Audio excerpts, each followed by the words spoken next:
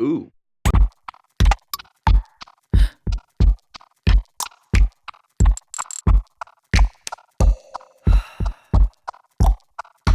Ooh.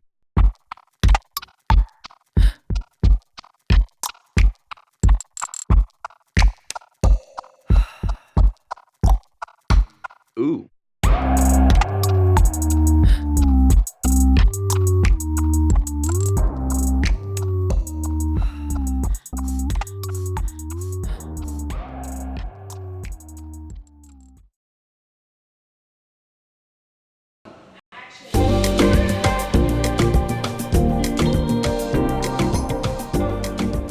Facebook friends. Welcome to the Gallery of Art and to our exhibition, which is a wonderful show. I'm very excited to show it to you, and I'm very excited because we have a wonderful audience here with young students who have a lot of feedback to give. It's an exhibition. It has a long title in Italian. I'll say it, but it doesn't. I won't translate it. It's called Io non sono il pittore. Io non sono un artista, io sono l'opus. In other words, I'm not a painter, I'm not the artist, I am the actual work of art. And it's an homage to a very well-known Italian artist whose name was Carlo Maria Mariani, who died in 2021 in New York. He was a Roman artist, made his career in the 80s, moved to New York in the 90s, and has had a very significant career. The collection, or the selection of works, is a group curated out of the private collection of a very prominent Rome-based collector whose name is Antonio Martino, who's here also in the audience. Maybe he'll come and say hi to us at one point. And he very, very generously agreed to host the exhibition in the Gallery of Art at Temple University Rome, partly because of the respect he has for the gallery and all the work that we've done in these years, but also because we are both an Italian and an American institution, as the artist was both an Italian and an American. So we are looking in this room at 4 works by Carlo Maria Mariani. The work which is on the invitation, this wonderful profile of a mythological figure. What you will start to see as you look around is that it's a figurative exhibition. It's an exhibition around the human figure and around painting or around drawing. Carlo Maria Mariani was both a painter and a draftsman. And the collector collects paintings and drawings. So the works, of course, are about a particular medium, which of course we uphold very strongly in the studios upstairs. We have wonderful painting students. And we always love to do exhibitions where the gallery then dovetails with what's going on upstairs. I'm going to introduce you, before we go any further, to the 2 gallery assistants this semester, to Tully and to Darby, both Hello. of whom work very hard, not only to wrap the work, but to hang the work. And yes. maybe actually Tully's smiling because they both have maybe a little something to say about that. No, I mean, this was the first time that I was able to actually see not only the art in situ, like where it has been since its beginning or since it was bought, but be able to actually like put my hands on the art, be able to take the bubble on the outside, and package it, bring it here, put it up, and really like actually like see it like fully come together. It feels like I don't know, like I have like a personal connection, not only with the art, but with the artist itself. And especially like being able to see an artist from Temple Rome in particular, be showcased within this exhibition is just fantastic. Tully is referring, is referring to this artist, if you want to just come into this room for a second.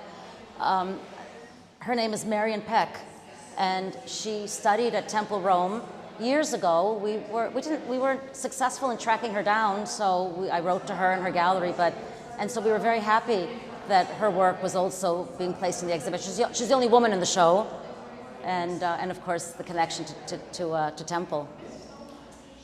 And now we're in the second room, and I think there are a number of other students who might like to say something. Look, there's a big audience already. Erica, would you like to say something? I see that you're talking and having a nice conversation. Sure. We'll give you the microphone. Hi.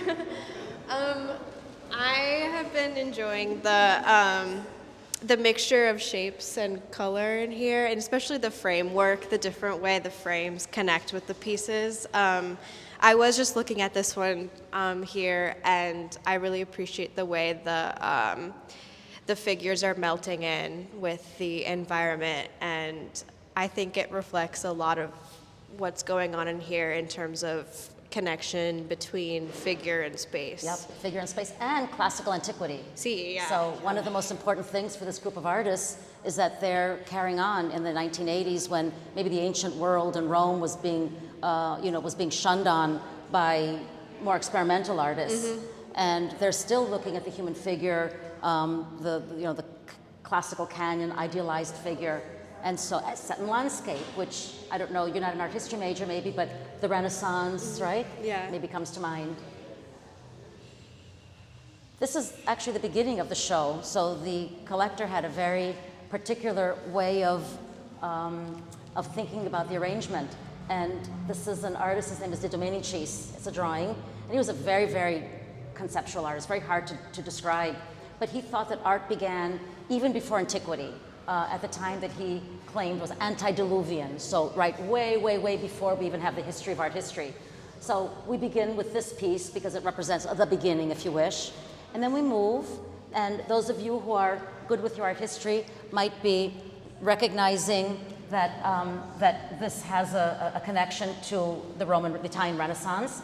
It's actually Luigi Ontani in the form of the Virgin Mary Annunciation, right, holding the lily, and is influenced by Piero della Francesca, so a very prominent Italian Renaissance painter.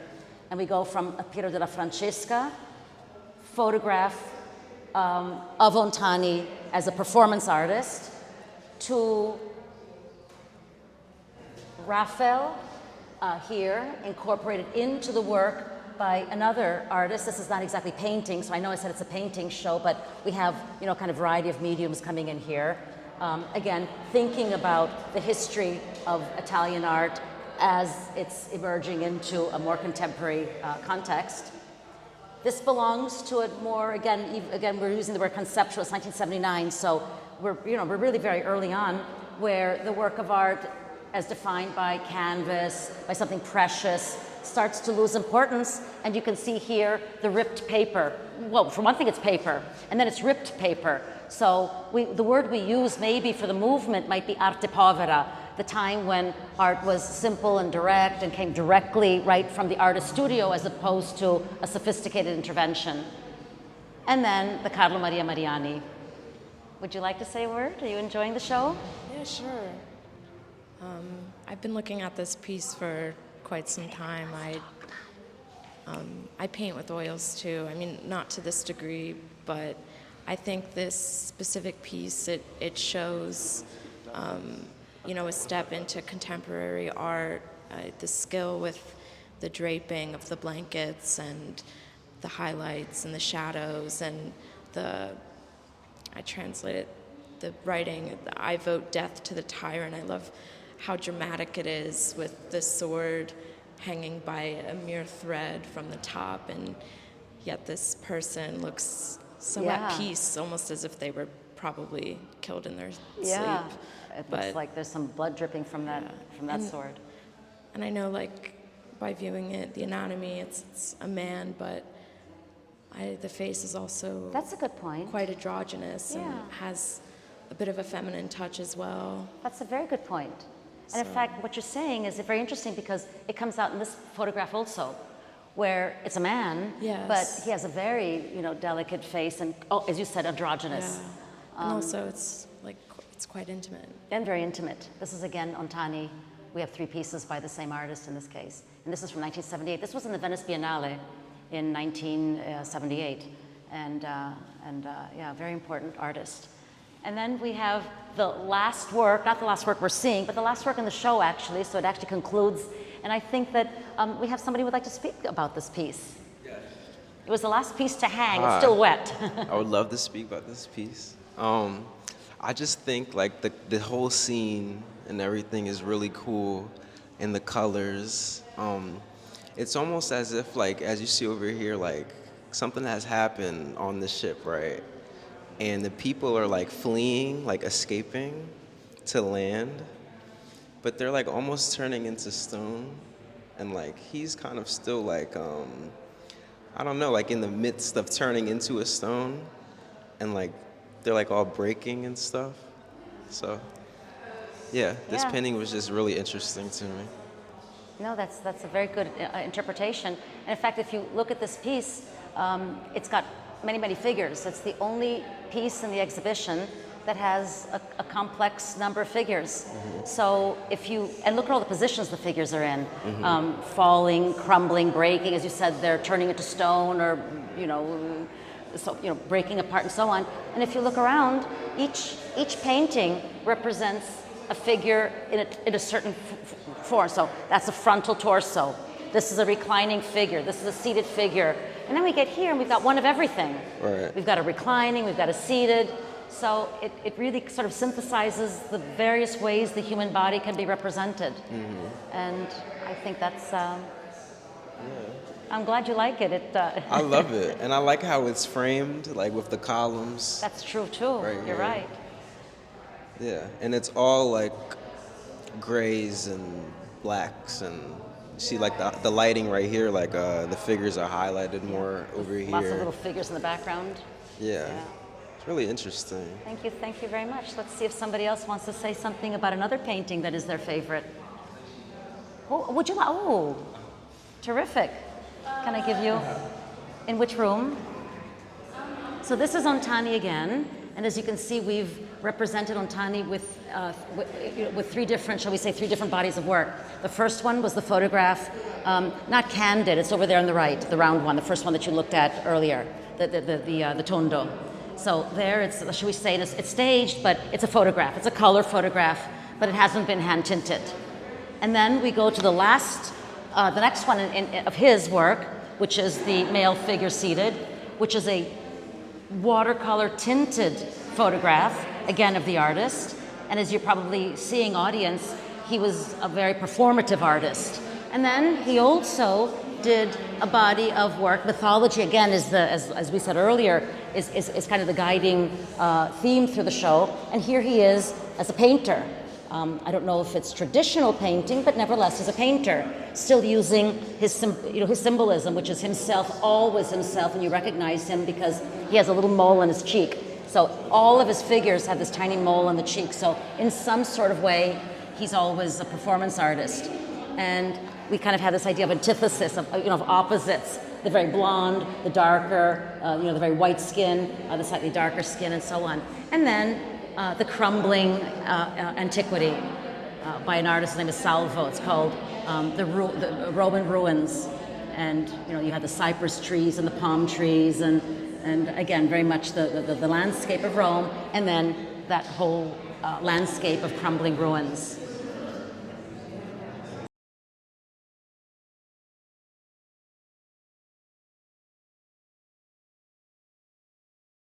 But this is a nice corner. It's the one I put on Facebook because I like this corner very much. Darby, do you want to say something about it? I learned a bunch about how to wrap paintings, how to hang them in a variety of different manners. And then it was just really nice being able to talk to the collector himself about why he collects these pieces, why they are the way they are in this order, and then which one, it was a hard question for him, but which ones he preferred the most. And it was just a really great experience, and it just furthered my learning even more so than it already has been by Shara. About anything. Yes, great. Would you like to say something? I really enjoy this artist in the other room too, where it combines like a little bit of like a wash of paint with the drawing, because you don't normally see that. And I was talking with Daphne, and we were talking about how like drawing isn't normally seen as like as valued as painting. So like the idea of combining them is cool, and just like to get like more like gestural marks in it is fun. Yep. And the placement, which was so nice, because if you come here and look at the window, we put it's called Goethe at the window. So we put the work that's drawing against our own window, which kind of is so I know I say this all the time, Facebook Live audience, and my students have heard it 1,000 times, and the semester's young, so they'll hear it again, which is that works of art have little feet. And although the collector knew exactly, we thought, where he wanted things to go, he was very determined where things should go, well then in the end, you look at it, you're thinking, well, for heaven's sake, of course, all these works kind of have, they sort of have, they're linked together in a very, close way. What did you think, Daphne, of the show? Oh, I think you were a big part of it too. You helped wrap it. Yes. Yes, how the works relate to each other in the room. Like, you kind of involve yourself in the piece by seeing the window and looking at the drawing of the figure looking at the window. And the Hellenic figure on the left corner. And you look to your left and there's Daphnis? Or it's like a very I think it's very different, definitely. Yeah, I think this is Apollo. It's just the thought that the collector put into arranging all the artworks. Yeah. Translates well into the viewer's experience. They're like subtly going through the room how we planned it without them even realizing. Yep. I don't know. And of course, can you say, because the three of you saw the show when it was on the floor, if you wish. Yes. And then wrapped in bubble wrap. I know, it's so shiny. Right? It was really cool to see the behind the scenes. Yeah. What goes into a show. And it was really great to have the three of you involved because it's not so often that students can, really start from the beginning and carry everything go off. to the collector's go to the space, collectors. private space, yes. I'm just stunned right now. No, that's good. That's good. No, I'm very happy. Thank you. So I hope you enjoyed the show. We're really very excited. It's one of the nicest shows I think we've done. I say that for every show. And what I will say, though, is come here, the two of you, a second, because I usually work either by myself or with wonderful helpers, but I have to say that this semester has been really outstanding because I've had outstanding helpers. So Tully and Darby, and of course Daphne, who just walked off because she's a little bit more reserved. From beginning to end to really, in fact, I told them that they're assistant curators. So with those words, I'm actually going to say that the next show that we do, which I'm promoting now because we're already working on it, November 8, is a group show of five young artists from Temple Rome and 4 young artists from Rome University of Fine Arts, the RUFA, curated by Tully, worked on also by Darby, and they did studio visits and met the artists and are writing the press release. So it's really been wonderful to open to the whole educational aspect of it and have the collaboration of students. So I thank them and thank you all. See you on November 8.